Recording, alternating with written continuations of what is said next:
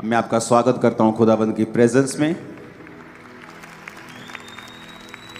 और मेरी प्रार्थना ये है कि आप परमेश्वर के साथ वफादार रह सकें, और मेरी प्रार्थना ये है कि आप उसके साथ वफादार रह के एक परमेश्वर जिस पे प्राउड करे, एक ऐसा सिपाही बन सकें। आप वैसे सिपाही ना हो कि परमेश्वर आपसे शर्म खाए। आप वैसे सिपाही ना हो जो परमेश्वर की मेहनत को व्यर्थ करते हैं। आप एक ऐसे सिपाही और ऐसे बिलीवर हों कि परमेश्वर जिस पे प्राउड करे और अय्यूब की तरह शैतान के सामने वो कहे कि तुमने ऐसा क्या मेरा विश्वासी, मेरा दास, मेरे वचन पे चलने वाली क्या तूने देखा है। आमीन। आपकी फैमिली पर भी ये ग्रेस हो यीशु मसीह के नाम में। आपकी लाइफ पर भी यही ग्रेस हो यीशु मसीह के नाम में। आप एक ऐसा योद्धा हो शैतान जिससे हमेशा शर्मिंदा रहे, और आप एक ऐसा योद्धा हो शैतान जिस पर कभी फतह प्राप्त ना कर सके। आप एक ऐसा योद्धा हो शैतान आपको देखकर हमेशा शर्मिंदा रहे। आप एक ऐसा योद्धा हो कि परमेश्वर जब आपको देखे वो आपको हर वक्त बढ़ाने के बारे में सोचे, ना कि घटाने के बारे में। आमीन। ऊंचाई आशीष हमारी है चर्च। Hallelujah, hallelujah. आने वाले समयों में हमें प्रार्थना करनी होगी। ये मत सोचो ये चर्च कि आज आप अपने फलाने काम के लिए आए हैं, वो भी सच है। आज मैं ये प्रार्थना अपने लिए करना चाहता हूँ, मैं ये डिलीवरेंस चाहता हूँ, लेकिन आप ये मत भूलिए कि परमेश्वर की कलीसिया इसीलिए पैदा होती है कि वो परमेश्वर के विजन के मुताबिक प्रार्थना कर सके। जो कुछ परमेश्वर का दर्शन है, अगर आप उसके मुताबिक प्रार्थना करते हैं, अपने बॉडी को, अपने टाइम को परमेश्वर के लिए, उसके मकसद के लिए देते हैं, तो आपकी लाइफ में डिलीवरेंस एंटर करती है। बहुत से लोग आप उनको देखें जो क्रिश्चियन घराने के हैं, हर संडे चर्च जाते हैं, लेकिन उनकी लाइफ में आपको 1% भी डिलीवरेंस नजर नहीं आएगी। क्यों? ऐसा क्यों? वो चर्च भी जाते हैं। क्या उनकी जिंदगियां सही नहीं है? बिल्कुल सही है, लेकिन फिर डिलीवरेंस क्यों नहीं है?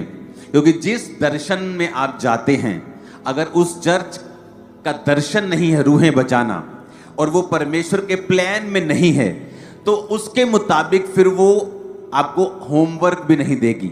जब आपका होमवर्क परमेश्वर की ओर से नहीं है, तो आपकी ब्लेसिंग, आपकी डिलीवरेंस भी परमेश्वर आपको कभी नहीं देता। जब पौलुस ये वचन लिख रहा था कि अब मेरा परमेश्वर तुम्हारी हर घटी को महिमा सहित मसीह यीशु में पूरा करेगा, यानी तुम्हारी हर घटी को वो इज्जत के साथ कंप्लीट करेगा। तुम्हारी बेइज्जती नहीं होगी जिस तरह तुम्हारे रिश्तेदार तुम्हारी बेइज्जती करते हैं जब तुम उनसे 50,000 मांगने के लिए जाते हो। दे भी देंगे 100 में से 10, लेकिन बेइज्जती भी करेंगे। परमेश्वर ने कहा मैं तुम्हारी जिंदगी की घटी इज्जत के साथ पूरी करूंगा, तुम्हारी घटियां भी पूरी करूंगा, तुम्हारी इज्जत को भी बढ़ाऊंगा। और ये ग्रेस आज आपके परिवार और आपके सिरों के ऊपर आ रही है, और ये ग्रेस आज यीशु के नाम से ठहर रही है आपकी लाइफ के ऊपर। हालेलुया। तो जब आप परमेश्वर के मुताबिक प्रार्थना करना शुरू करते हैं, जैसे आपको बताया जाता है, कुछ हफ्ते आपको चर्च के लिए स्पेशल फास्टिंग प्रेयर करनी है। सब काम हो जो अनाउंस नहीं किए जा सकते, आपको प्रार्थनाएं करनी है, परमेश्वर बाकी कामों को करे। ये क्या है? परमेश्वर का प्लान। जब आप उस प्लान के मुताबिक फास्टिंग करते हैं, प्रार्थना करते हैं, कई लोगों को लगता नहीं कोई बात नहीं, चर्च पापा अपने आप प्रेयर कर लेंगे, पापा की बड़ी टीम है वो अपने आप प्रेयर कर लेगी। तो वो आशीष भी पापा ही पाएंगे और आशीष भी टीम ही पाएगी। इसलिए कुछ लोग आशीष पाते ही जाते हैं और बढ़ते ही जाते हैं, और कुछ लोग वहीं के वहीं खड़े रहते हैं। क्यों? उन्हें यह समझ नहीं आती कि चर्च में हमारा एंटर करने का मकसद सिर्फ आशीष लेना नहीं है, बल्कि अपनी जिंदगी को उस तरीके से चलाना है कि परमेश्वर का मकसद उनकी जिंदगियों से पूरा हो सके। मेरे एक स्पिरिचुअल ब्रदर है, बहुत कम लोग हैं जिनसे मैं रियल मिलता हूं, कंफर्ट फील करता हूं। वो भी मुझसे बहुत प्यार करता है। वो मेरा भाई, वो मेरे भाई साहब जो रहते हैं बाहर फॉरेन में, अमेरिका में, तो उनके जो स्पिरिचुअल फादर हैं वो ट्रंप, जो प्रेसिडेंट ट्रंप है, उनकी एडवाइजरी टीम में है। वो उसका एक हिस्सा है, बड़ा हिस्सा। तो जब भी आप ट्रम्प की फोटोज देखते हैं इंटरनेट पे, पास्टर्स उन पे प्रार्थना कर रहे हैं, उनमें से एक पास्टर वही होते हैं, वो प्रेरित हैं और मेरे स्पिरिचुअल जो भाई हैं उनके वो बड़े भाई के स्पिरिचुअल फादर हैं। तो एक मैसेज जो परमेश्वर हमें बार बार दे रहा है कि जिस तरह आप न्यूज़ को सुन रहे हैं, ट्रंप ने पूरी दुनिया को हिला के रखा हुआ है, रखा है कि नहीं रखा, लेकिन परमेश्वर ने कहा हमें उनके लिए प्रार्थना करनी होगी, क्योंकि शैतान एनिमी अब अटैक्स के बारे में सोच रहा है, उसको टर्न डाउन करने के लिए, उसको धीरा करने के लिए, उसकी फायर को कम करने के लिए, खत्म करने के लिए।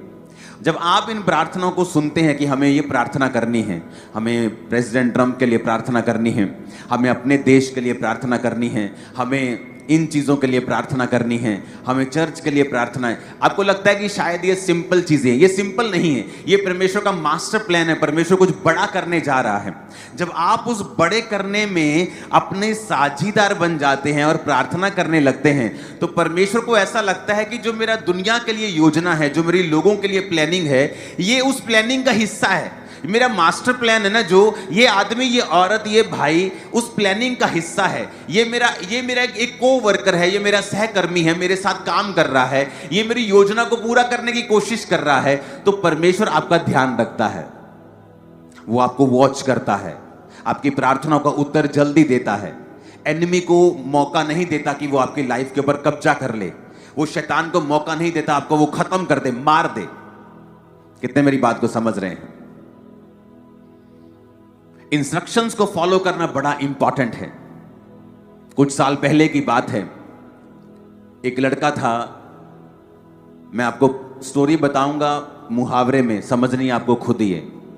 एक पास्टर के साथ वो काम करता था और उस पास्टर ने उससे कहा कि बेटा, तेरे घर में जहां से तू आया है ना, वहां श्राप बहुत हैं, कर्स बहुत हैं, तो तू घर ना जाया कर, अलग रह थोड़ी देर, ताकि तू प्रार्थना में बढ़ सके। एक समय आएगा जब परमेश्वर तेरे को भेजेगा, लेकिन तब तू उनके कर्ज से इफेक्ट नहीं होगा, बल्कि तेरी सामर्थ्य से वो इफेक्ट होंगे। कितने मेरी बात को समझ रहे हैं? एक समय आता है जब परमेश्वर आपको अलग कर देता है।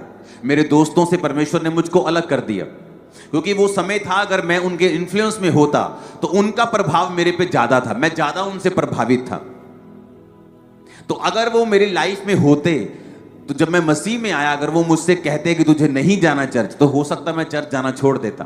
तो परमेश्वर ने पहले वो रिमूव किए, बड़े ही स्ट्रेटेजिकली, बड़े ही अजीब तरीके से, मैं बता नहीं सकता, परमेश्वर ने ऐसे तरीके इस्तेमाल किए और अलग कर दिया। लेकिन अब समय वो वापिस आ गया, अब मेरे दोस्त वापस मुझसे मिलने लगे हैं पुराने। लेकिन अब फर्क यह है कि अब वो मुझसे मिलते हैं, वो क्राइस्ट की बातों से प्रभावित होते हैं और परमेश्वर में आ जाते हैं। ये फर्क है।